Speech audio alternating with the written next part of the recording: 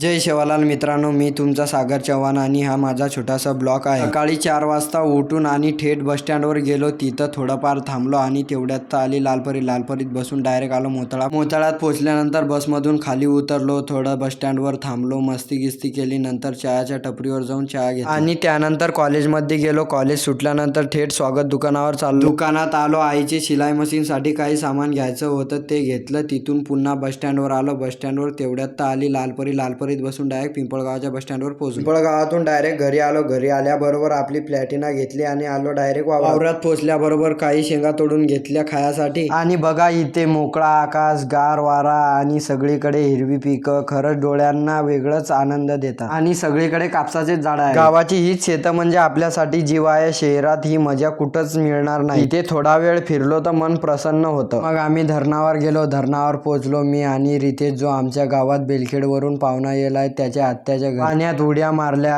रितेशले काय एवढा पोहता नाही येत होता। मग काय त्याला सांगितलं मी, तू पोह, मग मी हाय तुझ्या मागे। मग काय लागला बा तो ठुकूर पळाले। पोहता इतक्या जोरान पाणी चालू झाला काय सांगू तुम्हाला। आम्हाला वाटते की डायरेक्ट धरणच फुटते असा वाटत होता। मग काय आलो आम्ही एका झोपडीत। मग काय थोडाफार झोपडीत थांबलो। पाणी निघल्यावर चाललो मग मी रितेश घरी आता डायरेक्ट। सत खेळत वेळ छान गेला। संध्याकाळच्या टायमाला घरी आलो। रात्री दुर्गे मातेची आरती चालू होती। मग काय आरतीतही सहभागी झालो। तर हा होता माझा आजचा ब्लॉग। तुम्हाला कसा वाटला ते कमेंटमध्ये नक्की सांगा। व्हिडिओ आवडला असेल तर लाईक, शेअर आणि सबस्क्राईब व फॉलो करायला विसरू नका।